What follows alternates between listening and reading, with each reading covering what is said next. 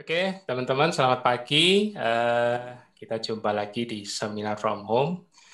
Ini sesi rekaman sudah dimulai, edisi tanggal 27 September 2020, ya.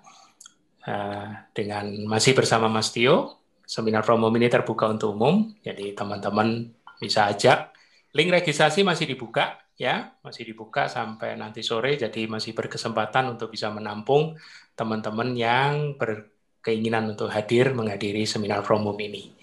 Oke, saya mau sapa dulu Mas Tio. Halo Mas. Ya, halo Mas Budi. Sorry, Ya aku lagi Mas. nyari rundown di apa? Di pengumuman SF aku. Oh ya nih. Nah, aku buat Takut nggak judul. judul-judulnya. Sorry lupa. Oke, Oke, ya silakan Mas.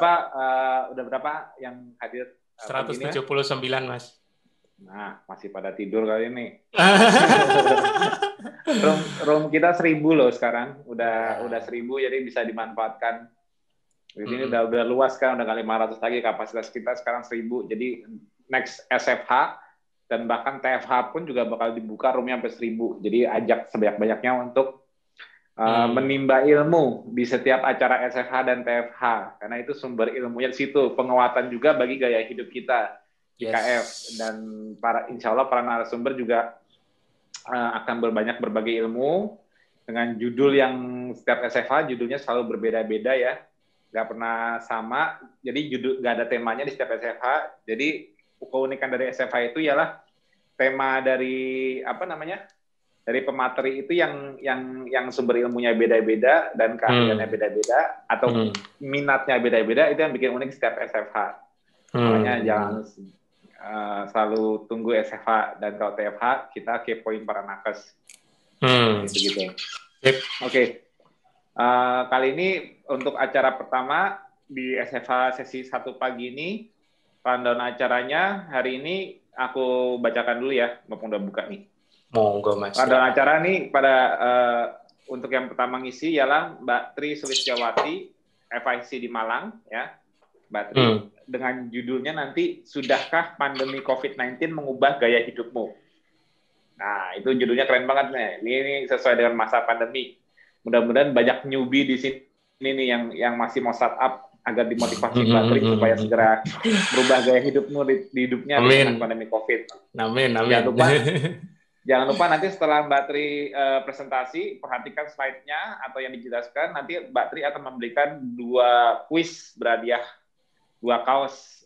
Nah, berhadiah 2 kaos. Jadi kaosnya logonya yang fasting and feeding cycle. Tuh, yang yin and yang, day and night. Nah, itu terinspirasi dari a balanced lifestyle. Dan terinspirasi dari Mas Piprim, Dr. Piprim, yang bilang waktu dia bukan balance diet, tapi dia balance lifestyle. Punya metabolic flexibility untuk keluar masuk jendela makan dan jendela puasa dengan mudah, Yes, karena sudah memiliki betul. metabolic flexibility. Betul, Terus betul, nanti betul. setelah kuis dari Mbak Tri, belum langsung diskusi panel, dilanjutkan oleh Dr. Adisa Yusuf Rekso Projo, ya, spesialis SPOT, spesial ortopedi, dengan judulnya nanti Accelerated Aging Phenomenon and COVID-19 Severity. Artinya fenomena penuaan dini di level sel dan efeknya terhadap fatalitas COVID-19 severity. Nah, ini sesi pagi ini berhubungan semua nih dengan pandemi COVID. Jadi harus ditonton. Setelah itu Mas Adisa nanti juga akan memberikan 2 pertanyaan dengan hadiah juga sama 2 kaos. Baru habis itu kita masuk diskusi panel, tanya jawab dengan mereka, kita diskusi dengan mereka sampai acara virtual bazar nanti dimulai jam 12. Nanti setelah virtual bazar juga yang mau istirahat sholat bisa sholat dulu 15 menit, 20 menit ya Mas Budi ya. Baru habis itu masuk virtual bazar. Aku belum ngecek WA aku di SFH sekarang pengisinya berapa virtual bazar? Ada 5 Mas. Awalnya 6, tapi ada 1 yang ada force major. Jadi harus pulang hari ini. Oke, berarti nanti akan diisi oleh 5 vendor. Itu berarti lebih gampang untuk mengingat presentasinya nanti. Jadi nanti juga akan ada kuis dan door prize, 2 kaos yang dikasih oleh Mbak Dede, perwakilan dari divisi produk, terhadap presentasi dari produk-produk yang diberikan oleh vendor-vendor di Virtual Bazaar, itu 2 kaos. Yep. Terus nanti di sesi 2, jangan lupa nanti siang, setelah jam 1, setelah Virtual Bazaar, nanti ada Mbak Anasari. Mbak Anasari dengan judulnya, Mbak Anasari FIC Surabaya, dengan judulnya Pencegahan Sakit Kritis dengan Metode Ketofastosis. Nah, sakit kritis ini contohnya seperti cancer. Nah, kebetulan Mbak Ana sendiri living proof-nya dari survival cancer. Ya, kanker serviks. Nanti Mbak Ana juga akan lanjutkan dengan memberikan 2 kuis dengan 2 pertanyaan. Dan alhamdulillah. Sebentar Mas Budi, ini foto dulu. Ini ada Gojek datang nih. Aduh. Amunisi ya udah datang. Aku bayar kopi dulu. Berapa? Oke. Tipikal ya Mas Tio. Ya, Oke, melanjutkan dari Mas Tio. Jadi makasih ya. Ya. Nah, ada ini nggak melek. Ada ini nggak melek. Silakan Mas. Tadi sampai di Mbak Anasari. Mbak Anasari ya, nanti ada surprise. Nanti terus habis Mbak Anasari juga masih dari Malang dengan Dr. Doli Irbantoro, Dr. Oi. Ya, dengan judulnya Benarkah Ketofastosis sesuai dengan pengobatan medis? Nah, itu. Kalau kamu bilang KF nggak sesuai dengan pengobatan medis, nanti untuk lebih jelasnya benar nggak kan mungkin selama ini banyak pro kontra seputar, ada yang bilang apa itu KF, mungkin ketemu oleh dokter yang tidak pro dengan KF dan bilang dia tidak sesuai dengan medis. Nah, ini ada salah satu perwakilan dokter yang akan menjelaskan benarkah KF sesuai dengan pengobatan medis. Nanti untuk clear-nya nanti bisa kita ikutin di penjelasan Dr. Oi. Nanti setelah itu Dr. Oi juga akan memberikan kuis 2 pertanyaan dengan 2 kaos. Juga lanjut Mbak Ana dan Mbak Dr. Oi akan mengisi diskusi panel. Nah, di diskusi panel terakhir, mudah-mudahan penarasumber kita Mbak Tri dan Mas Adisa masih available, nanti bakal ikut juga join di diskusi acara di sesi paling terakhir juga. Jadi 4-4 insya Allah hadir. Ya, Oke, tanpa mengulur waktu lagi dan aku harus nyiapin kopiku karena nanti biar melek. Oke, kita langsung mulai aja dengan Mbak Tri Sulistiawati. Sudahkah pandemi COVID-19 mengubah gaya hidupmu? Ya, selamat pagi, Mbak Tri. Halo Mas Agus. Halo Mbak. Gimana cuaca di Malang? Hujan nih. Sudah sering hujan. Kalau pagi ini enggak. Sudah sering hujan. Kapan nih ke Malang lagi nih? Kapan? Ayo. Wajakin. Malang itu paling sering ngundang aku kalau seminar paling. Udah panas ini, mau kopdar ini. Januari ulta KF loh, biasanya Malang nih yang mudah-mudahan udah gampang kesananya nanti ya insya Allah. Oke, lanjut Mbak Tri, langsung di presentasinya dimulai. Ini bisa sekarang Mas Budi ya? Silakan Mbak Tri. Nanti sampai jam 30 menit dari sekarang ya 9.40. Silakan. Bismillahirrahmanirrahim. Assalamualaikum warahmatullahi wabarakatuh. Selamat pagi semua, Mas Tio, Mas Bobi, dan Dr. Yusuf. Dr. Yusuf sudah join apa belum ini? Coba saya cari. Kayaknya sih sudah. Teman-teman, kita semua dalam kondisi yang sehat dan bahagia ya. Jangan ada yang nggak bahagia hari ini. Sebelumnya saya perlu mengenalkan diri nggak? Ini sebagian sudah kenal saya. Mungkin sebagian ada yang belum ya. Ya, silakan Mbak. Mbak Tri itu kalau aku selalu presentasi selalu menjelaskan, kalau aku lagi menjelaskan di layar unsur ada gambar triglycerid, aku selalu nambah Tri Sulistiawati. Iya. Saya keingat Mbak Dia kemarin di grup bahwa saya itu orang lawas ya. Kalau bahasa Jawa orang lawas, orang lama yang sudah lama di ketofastosis dan sebagai orang yang berusaha untuk beradaptasi sebaik-baiknya menjalankan 5 pilar. Gitu kan. Nggak dikit, balik lagi gitu kan. Jadi selalu berusaha terus untuk memperbaiki. Untuk kali ini saya akan menyampaikan tentang pandemi COVID ya. Semoga teman-teman tidak bosan karena di TV, di media, di mana-mana bahasanya adalah pandemi. Ya, saya akan sisi lain, insya Allah semoga pandemi ini tidak membuat kita stres, membuat kita bosan, tapi pandemi ini adalah akselerasi percepatan kita belajar gitu ya. Pandemi COVID sudahkah mengubah gaya hidupmu? Nah, pandemi membawa pesan. Bagi siapa sih? Bagi kita yang mau berpikir. Nah, ini kadang perdebatan yang sampai sekarang belum selesai ya, konspirasi atau enggak gitu ya. Jadi padahal virus atau patogen itu ya sudah ada sejak dari dulu. Ya, jadi kita tidak perlu terjebak di perdebatan yang konspirasi enggak. Tidak perlu ikut-ikutan berdebat di situ karena virus itu pun juga dari dulu sampai sekarang kan juga ada di sekeliling kita gitu loh. Ada orang yang kena flu gitu kan. Ada yang kena angin sedikit flu. Kehujanan sebentar flu gitu kan. Juga orang yang dengan flu atau virus flu itu bisa mengalahkan. Orang tersebut punya daya tahan tubuh yang bagus. Nah, kita nggak usah berdebat tentang konspirasi dan lain-lain, dan yang harus kita sadari bahwa virus itu memang ada gitu loh. Virus apapun nggak corona, jadi virus lain pun juga ada di sekitar kita. Dan bagaimana kita menang melawan mereka gitu kan? Yes. Nah, ini. Jadi pandemi kali ini berdampak ke semua aspek kehidupan. Ya. Jadi kita semua pun insya Allah merasakan bahwa ada dampak ekonominya, sosial, politik, pendidikan, bahkan kesehatan ya. Jadi kita konsen juga di kesehatan. Minimal dari dampak-dampak yang tadi, ekonomi, politik, sosial, pendidikan, itu kita di bidang kesehatan itu sudah punya solusi gitu loh. Jadi minimal untuk masalah kesehatan kita harus sudah mempunyai solusi. Ini bagaimana menghadapi virus ini, panduannya bagaimana, nah, gitu kan.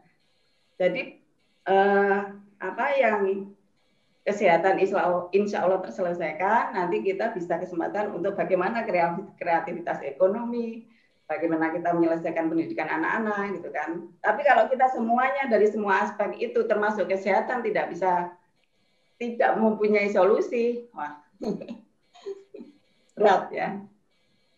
Jadi dalam pandemi ini ya kita fokus harus masalah kesehatan, minimal itu kita harus sudah selesai. Ya. Nah. Ini harapan saya dan harapan kita semua bahwa masing-masing keluarga di Indonesia itu punya panduan. Jadi bagaimana sih menghadapi COVID ini gitu. Ya, jadi Ketopastosis sudah mengeluarkan buku panduan ya, bagaimana kita mencegah fatalis COVID ini ya, yang disusun oleh banyak nakes ini ya. Jadi seandainya buku ini tersebar di seluruh Indonesia, keluarga-keluarga Indonesia punya pegangan ini ya lumayan sangat membantu ya. Nah, di pandemi ini kita dituntut menjadi pembelajar yang cepat ya. Jadi di masa pandemi ini kita seperti kalau sekolah itu ada kelas akselerasi gitu ya. Jadi segala tenaga pikiran kita tercurahkan bagaimana keluar atau selesai dengan pandemi ini dengan kondisi yang baik-baik saja gitu. Sisi kesehatan kita oke, bisa daya tahan, bisa survive, ekonomi juga demikian, pendidikan juga demikian gitu kan. Jadi kita harus menjadi pembelajar yang super cepat bahkan. Karena hitungannya juga ini sudah 7 bulan juga belum selesai ya. Kalau di kurvanya, kalau kita melihat kurva di Indonesia masih naik terus ya. Nah, keluarga sehat atau keluarga siaga berarti telah berkontribusi untuk negara. Jadi bisa dibayangkan kalau kita masing-masing keluarga itu sadar ya, sadar tentang kesehatan, sadar bagaimana untuk meningkatkan daya tahan tubuh keluarganya, ya gitu kan, itu kita sudah berkontribusi banyak pada negara gitu. Keluarga mandiri ya. Kenapa sih keluarga Indonesia harus mandiri dalam kesehatan? Nah, ini ada data ya, ada ilustrasi dari pandemi COVID ya. Jika rumah sakit penuh, ruang rawat itu sudah penuh, ruang ICU penuh, kemana kita harus berobat dan dirawat ya. Kan berita tentang penuhnya rumah sakit, gitu kan, fasilitas kesehatan full, ICU juga full, itu kan sudah sering kita dengar ya sampai hari ini. Makanya berita-berita yang sekarang banyak beredar bahwa rumah sakit kita sudah penuh, gitu kan, menuju ke penuh, gitu kan. Itulah alasan kita dan alasan saya untuk menyampaikan ini bahwa kita harus semangat ya. Jadi menjadikan keluarga-keluarga kita itu mandiri secara kesehatan. Sudah selesai untuk pencegahannya, itu sudah selesai di level keluarga. Nah, ini juga ada datanya bahwa jumlah fasilitas kesehatan kita adalah sangat terbatas. Pasien aktifnya terus bertambah, jumlah tempat tidur di rumah sakit itu sudah mulai berkurang. Ya. Kita bisa membayangkan penduduk Indonesia ada 270 juta ya, sekitar itu ya. Sedangkan fasilitas kesehatannya berapa gitu. Nggak usah pakai data pun, kita sudah bisa membayangkan bahwa fasilitas kesehatan, puskesmas, klinik, rumah sakit di kita itu masih sangat terbatas. Gitu. Jadi kalau kita, keluarga-keluarga kita mandiri dalam kesehatan, insya Allah sangat membantu pemerintah sekali. Ini juga kemarin ada beritanya dari Pak Doni ya, Ketua Gugus juga menyatakan seperti itu. Jumlah nakes kita juga terbatas, tenaga kesehatan kita terbatas. Jadi jumlah dokter kita termasuk yang terkecil di Asia. Satu dokter melayani 1.300 WNI. Bisa dibayangkan ya, satu orang dokter itu melayani 1.300 orang. Sangat terbatas. Nah, ini rasio dokter dengan jumlah penduduk, ini dari sumber datanya dari Menkes ya, Menkes 2019 diolah oleh Metadata. Jadi terbatas sekali. Ini tambah di Nusa Tenggara. Nusa Tenggara itu satu nakes melayani 5.200 orang. Jadi memang jumlahnya terbatas. Nah, ini juga dari Kompas ya, dari Kompas tanggal 25 ya, Jumat kemarin bahwa rumah sakit di Pulau Galang penuh. Ini adalah warning kita ya. Jadi kita memang harus belajar secepat-cepatnya tentang bagaimana tentang kesehatan ini gitu loh. Tentang menghadapi COVID ini, terutama bidang kesehatan. Harus kita belajar secepat-cepatnya.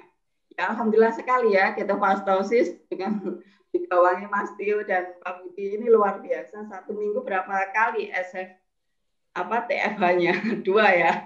2 kali. 2 kali TFH, 1 bulan ada seminar 2 kali. Itu luar biasa. Jadi ada ilmunya di-upgrade ya, secara ilmunya di-upgrade, diperbaiki memperbaiki. Ini juga ya, jadi API kesehatan, kita API kesehatan itu akan membuat kita tekor. Ya, kan biaya secara pribadi maupun negara.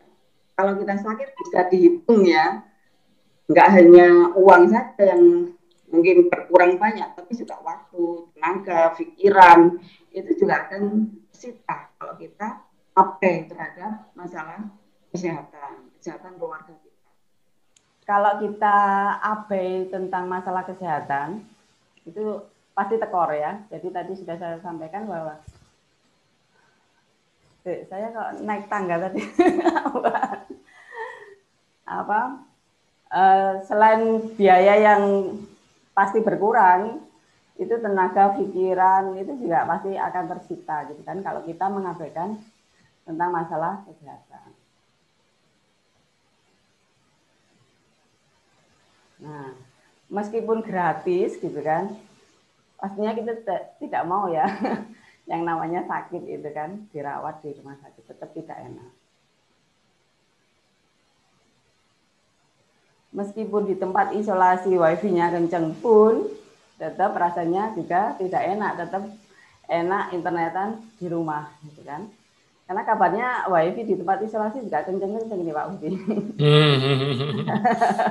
Mari dapat info. Nah ini meskipun sudah bayar asuransi pun tetap kita nilainya ya semoga tidak sakit kan. Nah, meskipun rumah sakit berfasilitas mewah tetap masih enak di rumah sendiri. Percaya kan? Insya Allah percaya semua. Nah ini masyarakat yang rentan di masa pandemi ini adalah yang memiliki komorbid ya, penyakit penyerta. Ini yang kelompok paling rentan. Nah ini datanya dari Kemenkes, data 19 September ya kemarin ya. Ini hipertensi yang paling tinggi kasusnya, baik kasus positif maupun kasus meninggal. Ada diabetes nomor 2, jantung juga, ada ginjal, pernafasan, hamil dan sebagainya ke bawah. Jadi ini kelompok-kelompok yang rentan ya terhadap virus COVID ini. Nah ini menjadi perhatian kita. Gitu. Nah, jadi perhatian kita, perhatian kepada diri kita sendiri, yang mungkin kita juga masing-masing kita mungkin ada yang mempunyai penyakit penyerta, ataupun perhatian ke keluarga kita, saudara kita, teman-teman kita ya. Jadi saling mengingatkan.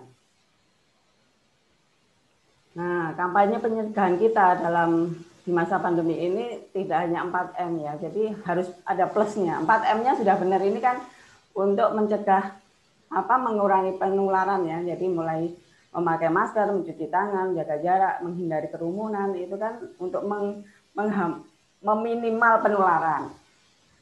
Plus bahaya komorbidnya ini harusnya juga disampaikan juga agar mereka itu care ya, perhatian bahwa harus ada yang dirubah bagaimana menyelesaikan masalah komorbid di dirinya gitu.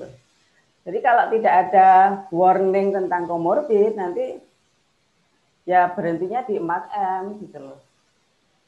Jadi orang yang diabetes ya tidak memperhatikan dirinya, tidak mengubah gaya hidupnya gitu kan. Hidup ya seperti yang kemarin-kemarin aja walaupun sekarang ada virus gitu loh. Harusnya tentang bahaya komorbid ini ya mungkin disampaikan juga gitu ya. Jadi tidak di 4M-nya. Nah, sebelum ada COVID, orang yang hipertensi, diabetes mungkin ya santai ya. Santai gitu kan, mereka tetap pola hidupnya tetap seperti itu. Tapi kini harusnya itu menjadi perhatian. Jadi data-data yang ditampilkan di pemerintah itu harusnya menjadikan semacam peringatan gitu loh. Oh ternyata yang rentan, oh ternyata pasien yang fatal itu adalah kelompok yang punya penyakit penyerta gitu loh. Nah, ini jadi perhatian kita. Kalau kita punya komorbid harusnya kita segera ya merubah pola hidup yang kemarin-kemarin itu salah gitu loh. Karena gaya hidup yang sudah kita lakukan yang dulu-dulu itu ternyata tidak menurunkan tensi, gula darahnya juga tetap tinggi. Berarti kan itu ada yang salah di gaya hidup masa lalu kita gitu loh. Harusnya makin ke sini dengan data-data pemerintah itu yang sudah ditampilkan setiap hari, ya, itu harapannya menjadi perhatian kita gitu loh. Dengan kalau keluargaku diabetes harusnya begini, kalau diriku gula darahnya tinggi harusnya begini, itu harusnya menjadi peringatan. Gitu. Nah, pasien-pasien komorbid erat dengan gaya hidup modern. Bagaimana sih gaya hidup modern itu? Seperti ini ya kira-kira. Banyak makan gitu kan. Karena memang makanan saat ini memang mudah ya, sering sekali Mas Tio menyampaikan bahwa sekarang itu mencari makanan itu sangat mudah gitu. Jadi tidak perlu usaha keras ya makanan akan datang. Gitu. banyak toko, banyak warung di sekitar kita gitu. Tidak ada, maksudnya usaha di sini usaha gerak gitu ya, beraktivitas. Beda dengan orang yang zaman dulu gitu. Kalau mau makan ya lari dulu atau jalan dulu, mencari dulu berkilo-kilo, berhari-hari itu baru dapat. Kalau sekarang enggak, satu langkah, 2 langkah ke depan rumah, ya itu tadi Pak GoFood-nya sudah datang. Atau kita di depan TV gitu. Yes. Tidak bisa langsung makan. Ini pola gaya hidup modern manusia sekarang ya. Nah, ini juga mager, malas gerak ini kan.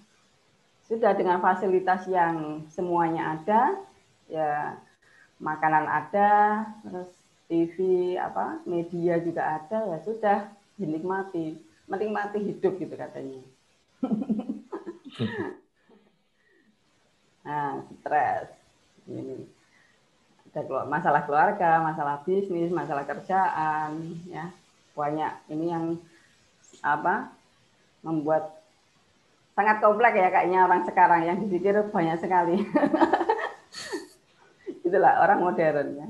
Mulai kerjaan, terus rumah, keluarga, gitu kan, bisnis.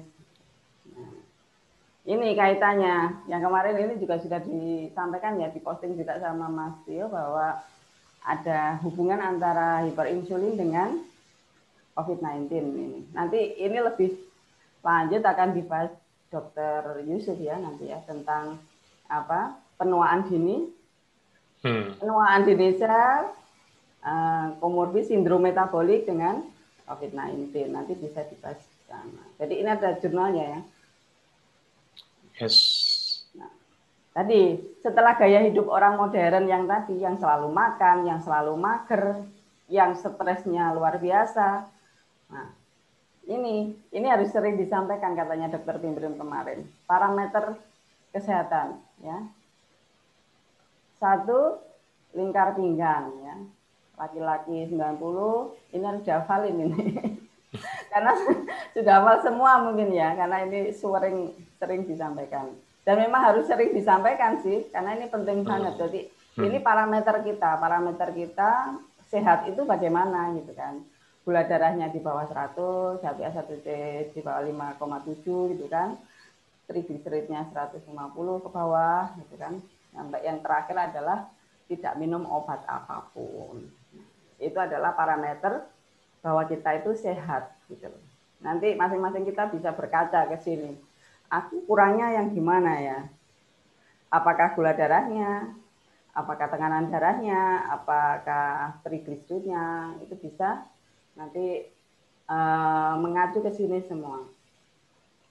Nah, ini solusinya dari gaya hidup modern, parameter sehatnya seperti tadi, dan ini adalah langkahnya.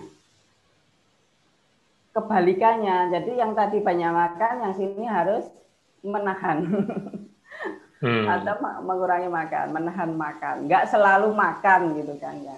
Jadi orang hidup itu kan harusnya tidak selalu makan. Kalau kita mencontoh nenek moyang kita itu kan, mereka itu nggak makan karena kondisi ya, memang kondisinya nggak ada makanan. Nah kalau kita sekarang kan dengan kondisi yang mudah, itu akan banyak makan. Tapi itu harusnya tidak melenakan kita, karena banyak makan itu efeknya ya itu tadi kan, mudah tumbang, daya tahan tubuhnya juga nggak kuat. Nah ini puasa, ini dari Kemenkes juga ya, manfaat puasa. Ini adalah untuk detoksifikasi, ya mengeluarkan zat-zat yang tidak diperlukan. Yang kedua, ada regenerasi sel, gitu kan. Lihat kalau Mas Tio sekarang semakin kinclong gitu ya, regenerasi selnya. Pakai krim tidak terlihat. Nah itu, krimnya itu krim puasa ya teman-teman ya. Yang krim yang lain.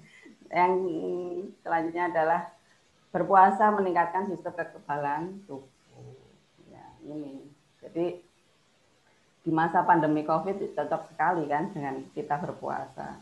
Walaupun kita stay at home, walaupun kita itu banyak di rumah ya tetap usahakan ya tetap puasa. Jangan di rumah terus kita banyak makan. Nanti tambah itu sistem kekebalan tubuhnya menurun gitu kan. Nah ini 3, tapi kalau mau googling di banyak sekali ya manfaat puasa dan sering. Kemarin Dokter Kobal juga sudah menyampaikan. Nanti teman-teman untuk melengkapi bisa googling ya untuk manfaat puasa. Nah yang kedua adalah gerak, selalu bergerak. Jadi tadi kebalikannya, orang modern itu banyak mager dengan kemudahan fasilitasnya, dengan banyaknya fasilitas, kemudahan fasilitas akhirnya membuat mager, malas gerak. Nah, ternyata malas gerak juga menimbulkan penyakit. Nah, sekarang kita secara sadar harusnya ini memanfaatkan aktivitas fisik. Nah, ini juga dari Kemenkes ya. Manfaatnya banyak, mengendalikan berat badan, tekanan darah, ya, diabetes, mencegah diabetes mellitus, juga banyak ini di sini, mengendalikan stres, mengurangi kecemasan, juga meningkatkan daya tahan tubuh, kan gitu. Jadi diusahakan dalam sehari ada aktivitas fisik, ada aktivitas olahraga gitu kan. Tidak sepanjang hari, walaupun kita kerja di balik komputer, usahakan kan mesti ada jam-jam istirahat juga kan. Nggak mungkin kita seharian 24 jam 8 jam 6 jam duduk di depan komputer. Harus diusahakan bisa mengatur waktunya agar bisa meluangkan waktu untuk bergerak atau beraktivitas atau olahraga. Nah, makanan yang dipilih ini ya harus yang kaya nutrisi. Ini yang karbohidrat terserap ini dikoreksi ya kemarin sama Mas, ya, ditambahi ya. Kalau dari Kemenkes itu kurangi asupan gula. Kalau kita stop ya. Dan karbohidrat yang terserap pun juga menjadi gula di tubuh gitu loh. Itu pun juga harus dibatasi. Jadi tidak boleh over dalam karbohidrat. Karbohidrat ada nasi, tepung dan teman-temannya itu, nabati, tumbuhan, sayuran, buah gitu kan, itu juga karbohidrat. Itu dibatasi karena mempengaruhi gula darah. Nah, pilihan makanannya ini, contoh saya ambil contohnya telur ya. Telur ternyata kandungan telur luar biasa ya, ada vitamin, mineral gitu kan, protein, lemak, nah, itu kan komplit, kaya nutrisi, murah, mudah didapat juga, dan nutrisinya mulai makronutrisi dan mikronutrisinya sudah lengkap. Nah, tidur. Ini tadi saya nyimak di chat itu ada yang sulit tidur ya. Ini juga harus diperhatikan ya. Jadi ternyata orang kurang tidur itu juga mempengaruhi banyak hal.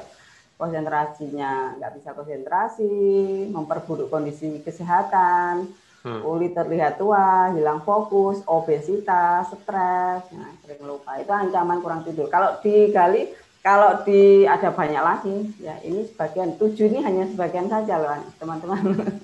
Jadi ancaman kurang tidur 7, nanti banyak lagi sebenarnya. Nah ini tipsnya, ya jadi matikan gadgetnya, elektroniknya, TV dan lain-lain dimatikan. Jadi untuk melatih memang kalau yang belum bisa tidur lebih awal misalnya, terus belum nyenyak, ya harus dilatih. Jadi kita jangan menyerah karena kita tahu efeknya kurang tidur itu bagaimana, kita paham mempengaruhi banyak hal. Nah kita harus latihan untuk agar tidur kita itu berkualitas. Jadi disiplin, matikan HP-nya, matikan TV-nya, gelapkan lampunya gitu kan. Itu harus dilatih. Dilatih nanti kan biasanya kebiasaan seminggu gitu, minggu kemudian sudah mulai terbiasa ya. Membuat jadwal kan, gitu. Tidur misalnya kita kan jangan sampai tidur di atas jam 10 ya, diusahakan ya. Kalau tidak ada yang misalnya kegiatan yang sangat mendesak gitu kan, usahakan tidurnya kan sebelum jam 9. Jadi kita dijadwal. Jam segitu juga harus sudah di kamar, dimatiin semuanya gitu. Sepele ya kelihatannya tidur, tapi mempengaruhi ternyata efek buruknya juga banyak. Ini juga stres, masalah manajemen stres, ini juga kita harus perhatikan. banyak ini cara mengatasinya. Jadi kembangkan hobi yang bermanfaat, tenangkan pikiran, berpikir positif, ya, meningkatkan ibadah juga, olahraga, sama apa? Bicarakan keluhan dengan seseorang yang dapat dipercaya. Jadi ada tempat curhat, tempat sharing. Kadang kan kita tidak bisa memendam masalah sendirian, ya, butuh teman gitu kan. Kalau dipendam sendirian ya itu akan membuat stres. Cari teman yang amanah gitu ya, yang bisa menjaga rahasia dan sebagainya. Yang tadi ada 5 poin tadi untuk menjaga kita sehat juga kita tularkan ke anak-anak kita. Jadi kesehatan bukan untuk kita ya, untuk kita saja, tapi juga untuk anak-anak kita, generasi penerus bangsa ini kan, harus kuat, harus sehat, harus pinter gitu kan. Jadi saya sangat prihatin kalau melihat berita atau membaca berita, misalnya anak masih usia remaja, masih anak-anak sudah terkena diabetes gitu kan. Ya otomatis sedih gitu loh. Kan mereka itu para generasi kita, generasi penerus bangsa gitu kan. Harapan kita mereka itu bisa sehat, bisa melanjutkan kepemimpinan gitu kan. Jadi ya ini memang kehidupan kita tuh sekarang kan berubah ya. Anak-anak itu mudah sekali mengakses makanan yang tinggi gula gitu loh. 24 jam bahkan. Di toko-toko itu semua tinggi gula. Jadi ya kita harus punya usaha ya sebagai orang tua, sebagai saudara mungkin, sebagai tantenya, sebagai budenya ya harus sering-sering mengingatkan gitu. Kita ajak berubah sedikit demi sedikit gitu, tentang pola hidup sehat. Harus olahraga, jangan kebanyakan main game, duduk terus misalnya seperti itu kan, nonton film, duduk terus. Anak-anak itu harus banyak aktivitas ya, bersepeda, sepak bola, main apapun gitu. Juga tidur, jangan dibiasakan anak-anak tidur begadang misalnya, nonton film. Kan saya juga pernah dengar dari anak-anak tuh terbiasa melihat film-film akhirnya begadang jam 12 baru tidur. Itu kan melelahkan sekali untuk bagi anak-anak. Tidur, makanan juga harus yang bernutrisi gitu kan. Yang tadi salah satu contoh yang saya sampaikan ada telur. Tapi nanti kalau ayam, daging, ikan itu juga makanan hewani yang bernutrisi. Itu juga harus kita kenalkan ke anak-anak kita. Anak-anak kita harus bisa menyukai makanan-makanan seperti itu. Jadi tidak hanya makan donat ya, yang manis-manis, es krim yang manis-manis. Jadi harus kita kenalkan itu makanan-makanan yang kaya nutrisi.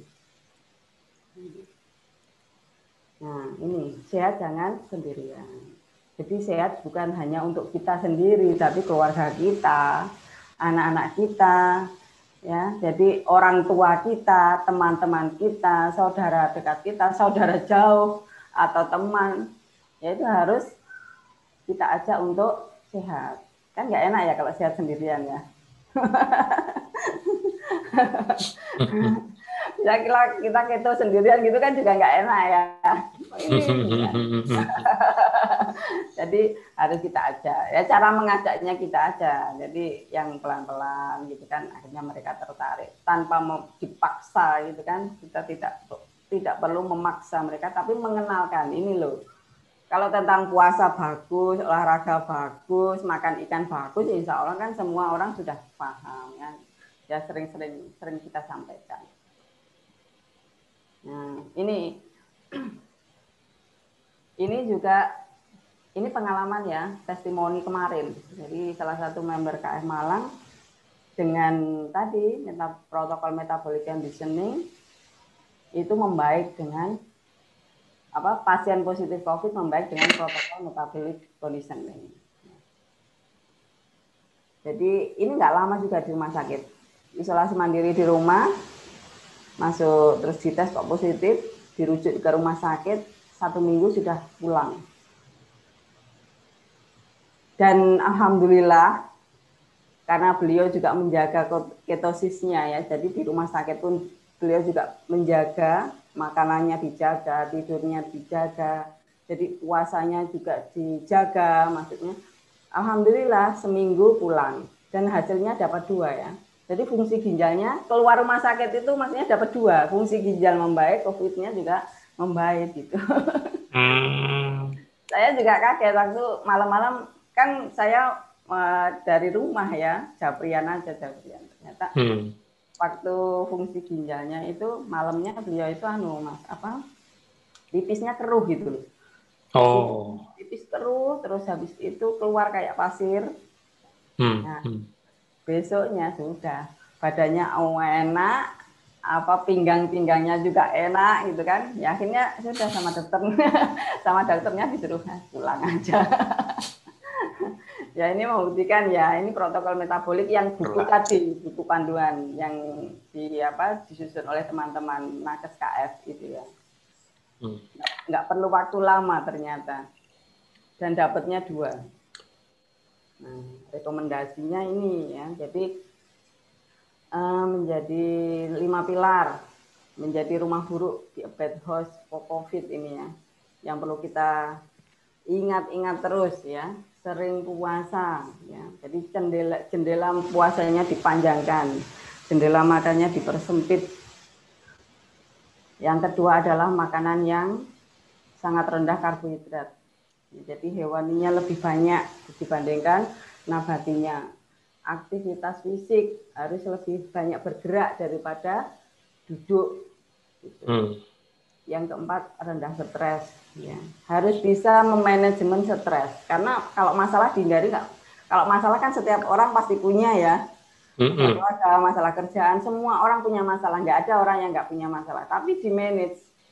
Ya, di-manage sedemikian rupa, jadi stres itu bisa kita kendalikan. Tidak sampai berlarut-larut gitu misalnya. Akhirnya memperburuk kesehatan kita. Tidak seperti itu. Jadi kita manage. Ya stres boleh, bermasalah boleh, tapi ya itu kita manage. Yang kelima adalah tidur berkualitas tadi. Ya, ini juga penting banget ya diingat-ingat bahwa tidur berkualitas, tidur sebelum jam 10, jangan begadang, ya itu penting banget. Ya. Jadi kalau tidak ada alasan yang mendesak sekali, usahakan tidur. Dan kalaupun kita tidak bisa tidur malam karena lemburan, karena apa, atau ada kegiatan yang memang penting banget, ya besoknya segera dibayar hutang tidurnya, kekurangan tidurnya. Karena tadi malam kurang tidur berapa, karena kita melekan. Besoknya ya usahakan segera membayar hutang tidurnya. Ini kan sebenarnya kan cara-cara mudah ya. Cara mudah sekali. Ya tinggal kita mau menjalankan apa enggak gitu. Semoga kalau kita sudah paham semua, mau ya berlatih memperpanjang puasa, berlatih menyukai real food hewani, ya, berlatih untuk menyukai olahraga, kan, berlatih untuk manajemen stres, berlatih untuk tidur sebelum jam 10, ya perlu latihan memang. Kalau kata Mas Tio memang ini adaptasi ya, ketofastosis adaptasi terus, latihan tiap hari, latihan terus, insya Allah akan menghasilkan yang baik. Nah, rekomendasi selanjutnya adalah ini, ada buku ya. Ya, soalnya teman-teman sudah punya ya, yang ini panduan. Ya, semoga keluarga-keluarga Indonesia juga ini. Tapi sekarang sudah mulai banyak yang mendapat. Yang meminta, kemarin saya menyimak nakes, sudah banyak yang meminta tentang buku ini. Ya, rekomendasi selanjutnya adalah puasa tetap yang terbaik ya. Jadi mindset kita keliru bahwa orang sakit itu harus makan. Ternyata teman saya tadi yang di rumah sakit itu inflamasinya mereda setelah puasa panjang kan. Masuk rumah sakit puasa panjang, misalkan puasa panjang, setelah badannya agak enak, nafsu makannya mulai naik, baru jam puasanya diturunkan. Nah itu makan jam makannya mulai agak panjang. Itu juga dibuktikan, dan teman saya juga seminggu. Jadi sebelum seminggu pun sebenarnya sudah direkomend untuk pulang, kan? Karena memang hasilnya bagus. Tidur juga gitu, tidur cukup dan berkualitas. Karena kita memang fitrahnya manusia itu butuh istirahat. Kita tuh nggak kuat untuk 24 jam melekan gitu ya, dan itu berhari-hari.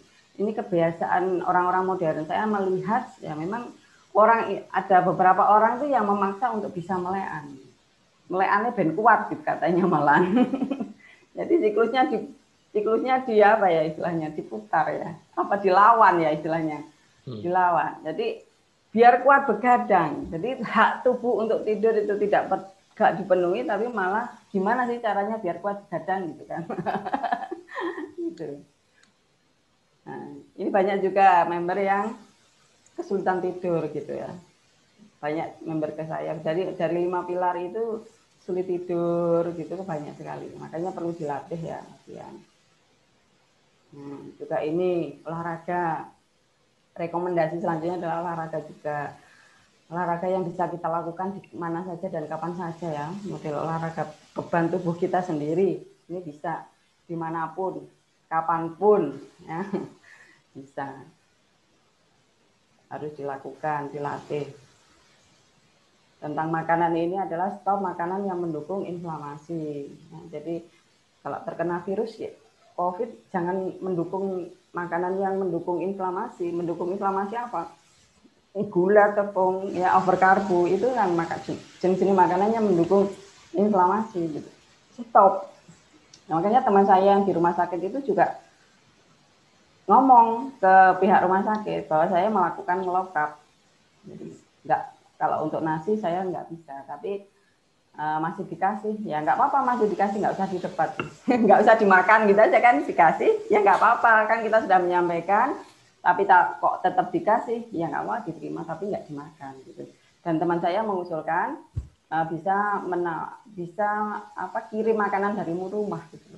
Jadi istrinya ngirim makanan menu-menu hewani yang dari rumah, diajukan ke pihak rumah sakit, bisa nggak kalau keluarga ngirim makanan hewani, ternyata pihak rumah sakit bisa, ya alhamdulillah. Makanan dari rumah sakit diterima tapi nggak dimakan gitu kan, tapi kita tetap menjaganya dengan ini suplai asupan makanan yang anti inflamasi atau hewani ini dari rumah. Jadi tetap kita perhatikan betul ya, walaupun kita di rumah sakit dimanapun, tetap ini harus diperhatikan agar tidak lebih parah lagi. Ini stresnya juga, mengelola stres dipengaruhi dengan tidur yang cukup, olahraga juga, luangkan waktu untuk bersantai. Nah, ini hikmahnya ya. Hikmah pandemi. Pandemi ini adalah momentum kita belajar ya. Jadi dalam situasi pandemi ini saatnya kita belajar, bukan malah takut atau stres. Ya, makanya saya tidak menghindari berita-berita pandemi ya, saya pelajari apa sih, jadi apa yang saya butuhkan dalam pandemi ini gitu. Apa yang membuat fatal di pandemi ini, kan saya pelajari semua. Jadi kalau ilmu itu kita sudah dapatkan, ya kita tidak usah takut dan stres. Kita flashback kembali ke gaya hidup yang dulu. Bagaimana orang-orang yang rentan itu bagaimana? Ya. Pola hidup yang kita anggap dulu mungkin baik gitu ya, banyak makan itu baik gitu kan. Ternyata terbukti bahwa itu tidak baik, akan memperparah inflamasi ya. Pandemi ini menyingkap bahwa kekurangan kita itu masih banyak. Kita telah salah dalam gaya hidup ya selama ini karena tidak punya ilmu kesehatan yang memadai. Gitu. Jadi banyak hikmah. Maka rugi kalau kita melewati pandemi ini dengan biasa-biasa saja, gitu. Tanpa ada ilmu apa. Sebenarnya kalau Allah mengirimkan pandemi itu kan mesti ada hikmah kan di balik itu. Apa kita menangkap apa dari pandemi ini gitu. Perbaikan, harus ada perbaikan, jangan tidak ada perbaikan. Ya perbaikan dalam kesehatan misalnya, memperbaiki gaya hidup kita yang salah kan, agar daya tahan tubuh kita kuat. Perbaikan ekonomi mungkin, kreativitas apa yang kita bisa survive di masa pandemi ini. Harus ada itu tadi, ini zaman-zaman akselerasi. Jadi harus kita banyak gali ilmu sebanyak-banyaknya agar nanti setelah pandemi pun kita juga mendapat hasil yang baik. Kita sekarang lagi diuji agar nanti, padahal pandemi ini membawa kita naik ke level yang lebih tinggi. Kita lagi diuji untuk naik kelas. Kesehatan kita ini kekurangannya di sini, bukan hanya level keluarga, juga level negara. Itu kan ujian. Jadi kemandirian kesehatan keluarga itu ternyata penting, karena kita tidak mungkin menggantungkan kesehatan kita ke dokter, ke rumah sakit, nggak mungkin gitu loh, karena sangat terbatas sekali. Makanya naik levelnya kita setelah pandemi ini ya, keluarga kita itu bisa daya tahannya oke gitu ya, survive sehat gitu kan. Jadi itulah, jadi jangan biasa-biasa saja, gali ilmu sebanyak-banyaknya apa di balik pandemi ini. Allah mencintai mukmin yang kuat dan sehat. Ya, semoga kita bisa menang ya dalam pandemi ini, bisa survive, bisa sehat selalu, keluarga kita, teman-teman kita, keluarga besar kita, ayah kita, ya, kakak-kakak kita. Semoga kita menang dalam bisa memenangkan pertarungan ini. Ya, mungkin itu saja Mas Budi yang saya sampaikan. Semoga bisa memberikan semangat kepada teman-teman untuk tetap semangat menuntut ilmunya, semangat untuk mengupgrade dirinya, ya, karena memang sudah banyak fasilitas yang diberikan loh, terutama oleh KF ya. TFH, SFH yang dari bulan apa? Maret apa April Mas Budi? April. Sejak mulai April sampai bulan ini. Itu kan luar biasa fasilitas yang diberikan kepada kita. Itu ilmu semua untuk kita siap gitu ya. Iya, siap menghadapi pandemi ini. Harus kita menang oleh virus ini gitu loh. Kita nggak lemah gitu. Ya mungkin itu saja yang saya sampaikan. Lebih ya waktunya. Mohon maaf. Materinya bagus, Mbak. Mohon maaf. Materinya mudah dicerna awam dan mencerahkan, mengingatkan. Ya, mohon maaf, lebih penting. Kekurangan, tadi ada suara. Mungkin itu dulu.